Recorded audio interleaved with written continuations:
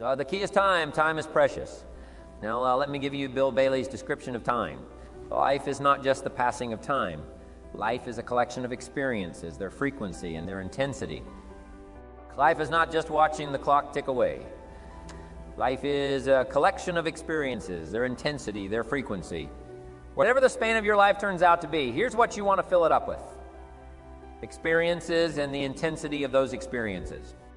But now let's talk about the management of time. When should you start the day? As soon as you have it finished, plan the day the best you can, leaving plenty of room for improvising and surprises and all the stuff that happens during the course of the day. But if you've planned a good, productive day, now you start that day. You can't believe how much more valuable your time will be. Don't start the day until you have it finished. Now here's the next one. Don't start the week until you've had it finished. To lay out a week is a pretty good challenge. Next, don't start the month until you have it finished. The places to go, the people to see, the productivity, the sales, the customers, the development, and all the rest of what you want to accomplish during the course of 30 days. Don't start the month till it's finished. And then here's the big one. This is really challenging. Don't start the year until you have it finished to the best of your ability. It can't be finished minute by minute, but in terms of the sweep of what you want to accomplish, make sure that that's set and ready to go by the time January 1st rolls around, approaches to the management of time. Here's the first one. Ignore the subject to mean that's good advice. Don't let anything overly bug you. Remember, you don't have to do anything. Someone said, well, I got to get a handle on my time. The answer is no, you don't. If you want to let it all go, you can let it all go. This is good advice. Somebody says you ought, you ought. To jot this down, nor all the you oughts, or you shoulds. Only if they're giving general information. It's better to say, if you're teaching, we should, not you should. Then you let me listen in without it being too confrontational. If everyone did this, see, that would be great. And then you give a person a chance to choose to do it or not to do it. But when you start with a you oughts, now see, if I don't, now we've got some tension and maybe some problems. So you ought to always create problems. When you're talking to your kids, you say, no, if kids would do this, but not always saying if you did this, life would be better. But if kids did this, life would be better. It's like making a little talk and letting them listen in, and then it's a little less confrontational. Gives us a choice. In one of my seminars, here's what I teach: all life forms strive to the max of their potential, except human beings. How tall will a tree grow? As tall as it possibly can. You never heard of a tree growing half as high as it could? No, trees don't grow half. A tree drives its roots as deep as it can, reaches as high as it can, produces every leaf it can, every fruit it can, to the max. Every life form strives to the max, except human beings. Now, why not human beings? Jot this down. You've been given the dignity of choice. You're not a robot. You don't have to repeat this year the same as last year.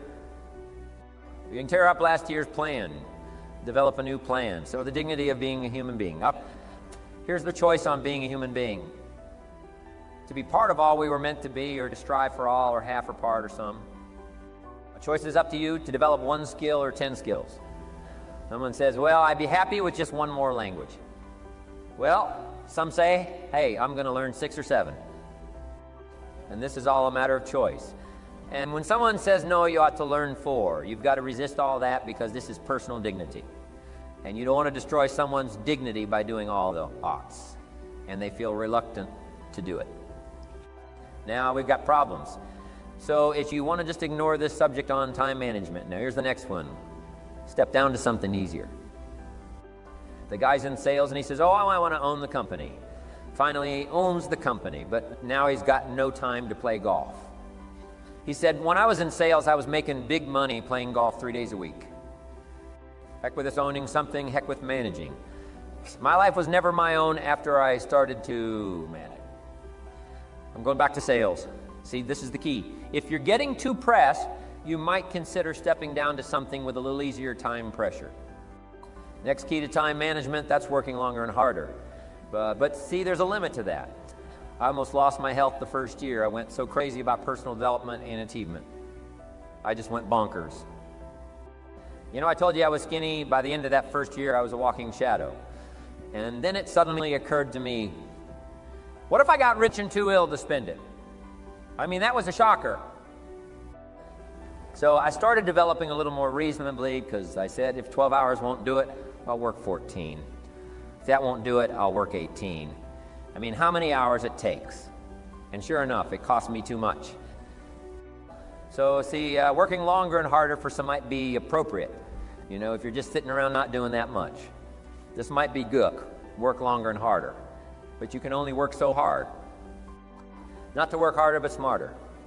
And when you've worked as hard as you can, doing the best you can in terms of physical output in a reasonable time. Now here's the ultimate in the management of time, and that is you simply become more skillful. When I first got into sales, you know, I was around people that could get, 9 out of 10, 8 out of 10. And when I first started, I could only get 1 out of 10. I worked around the clock, so that I would make up in numbers what I lacked in skill. That's good in sales. You've got to jot that down. When you're new, you make up in numbers what you lack in skill. Now, when you become more skillful, the numbers can go down, because now your persuasive ability and all of that is so high that you don't need to put as many numbers out. But at first, if you want to compete or if you want to really get good, you've got to put in the numbers. But if you get more from yourself, develop more yourself, now the time management becomes an easier task. Now, here's the next thing. Either you run the project or it runs you. I found out when you start something at first, you're in charge. All of a sudden, a year later, it's in charge. Some of the companies I started, I'm telling you, I'm in control. A couple of years later, I'm out of control. At first, I've got it on the run.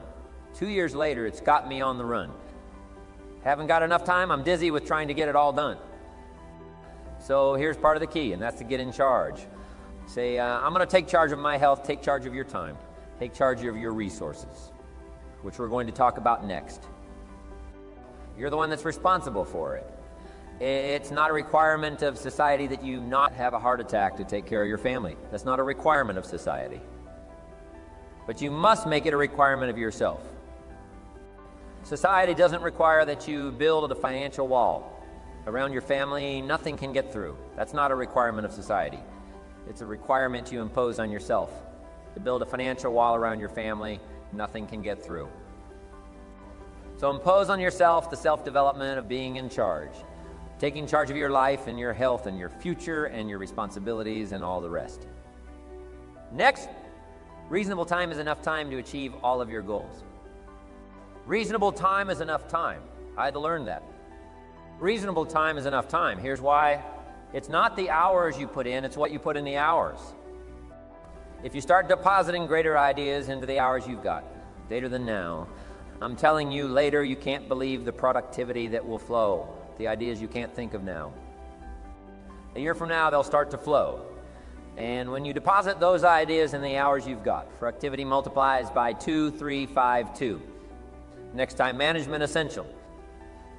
We've already covered the first one, a written set of goals, and then do priorities on your goals. What's important this month? Here's the next one. Often review. Just go over your goals to make sure that your list is working for you. It's got you inspired. It's got you turned on. Somebody says, how come you're up so early? Say, if you were headed where I'm headed, you'd be up early too. If you were going to meet who I'm going to meet, you'd be up early. It was going to stack up for you like it's stacking up for me, you'd be getting. Here's some more time management. In the study, what we call majors and minors. You pick up the phone.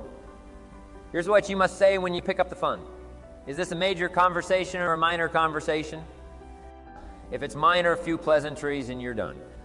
If it's major, maybe you've got to make a few notes. So here's the next one. Important conversations, make an agenda before you make the call. Just jot down a little agenda.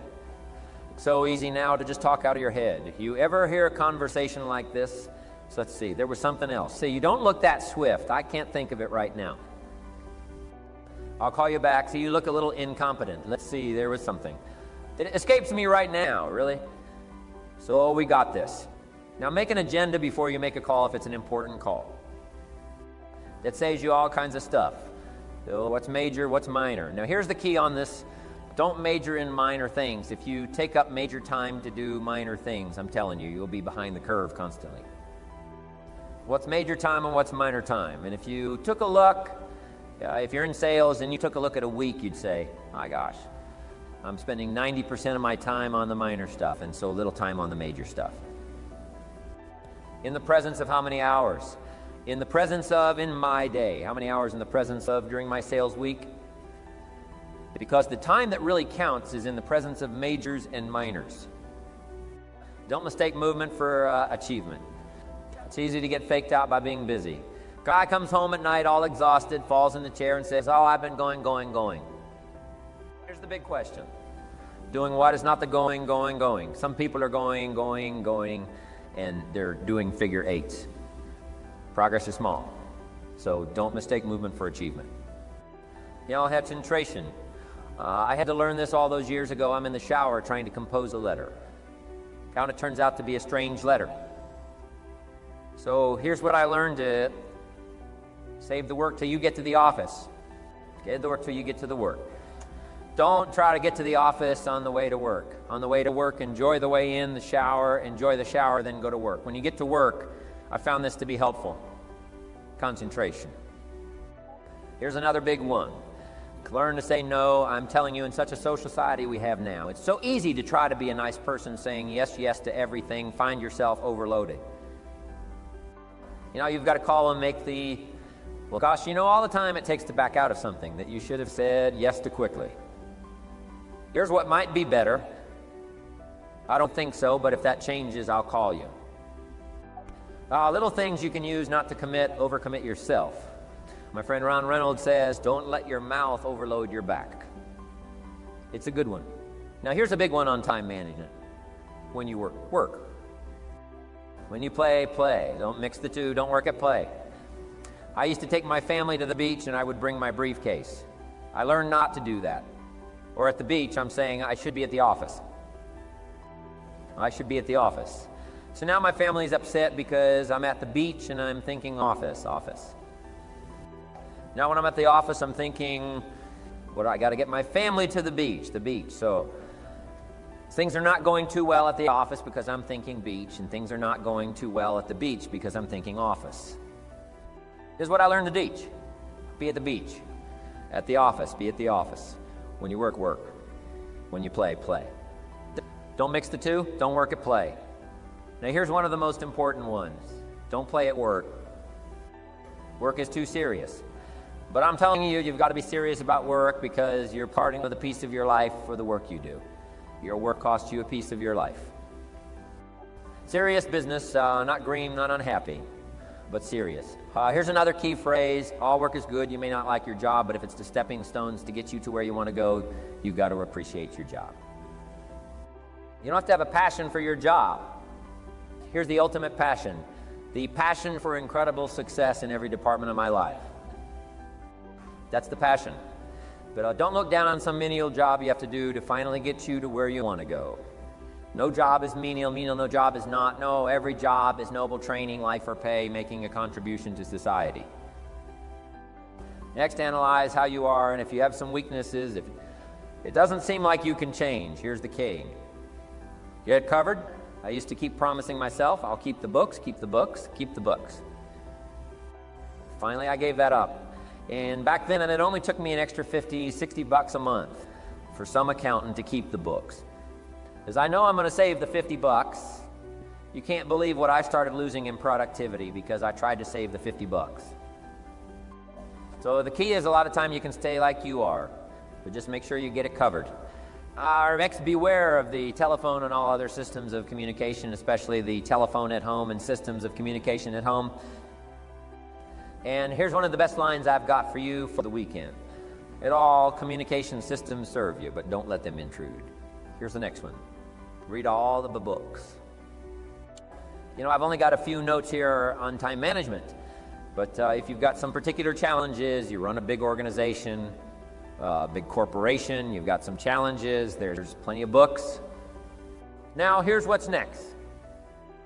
Just be more alert to the things that might be stealing your time. Here's why capital. You can't let someone steal your seed corn. You can't let someone steal your capital, and you can't let someone steal your time. You must designate your time, and some of the time that you designate, you must not let anyone steal. Casual time, you might let someone intrude and steal a little bit. And take a little bit, but not serious time. Next, one of the great time management savers is to learn to ask questions up front. Sometimes you talk to somebody for an hour, and then you ask questions and find out if you would have asked those questions up front, you could have saved yourself an hour. Asking questions up front helps you to get to the problem. Now, but if you just launch into some discourse, you might waste 30 minutes, waste an hour, when here's what you should have been talking about. After you finished an hour, you say, John, what's really the problem? He said, well, it's something personal. See, that's what you should have been talking about this whole. Now here's the last one. Thinking on paper, and that's to keep a journal. One of the things I'm known for around the world, have been now for 39, 40 years, is keeping the journal. Now my journal is not necessarily like a diary. It might be part diary. And I'm flying over Ireland and write down a few little things that impressed me. Today I met this person, what an extraordinary event. Today, the sun. I conducted this seminar in Rome. Thousands of people stood up and sang for me. I've got a little bit of a diary in there. But here's what primarily your journal is for: collecting good ideas. Journalists to collect good ideas on your health, good ideas for your business, good ideas for your future, good ideas for time management. Because I used to take notes on pieces of paper and tore off the corners and backs of old envelopes and restaurant placemats, and I threw all this stuff in the drawer. It did not serve me well. I finally learned to get a bound copy, right, and just keep a journal. If I was here, I had my journal. I'd be taking notes right these 2 days in my journal. Now, if you're caught without your journal, you just take the notes. When you get back home, put those notes in your journal. Throw the paper away, because we don't usually go through paper to review. But see, my journals now make up a significant part of my own library. Here's what's next to leave behind, and that's your library. The books that changed your life, the books that changed your health, the books that rescued you from oblivion. Well, the books that you passed on to other people, they were so exciting for you. The books that made you financially independent, the books that developed your leadership, the books that gave you wisdom to ponder when things were tough, the books that got you through the winter, the books that helped you to plant in the spring and the harvest in the fall. What treasure to leave behind. If you do that, here's what's for sure. So your books will be more valuable than your furniture.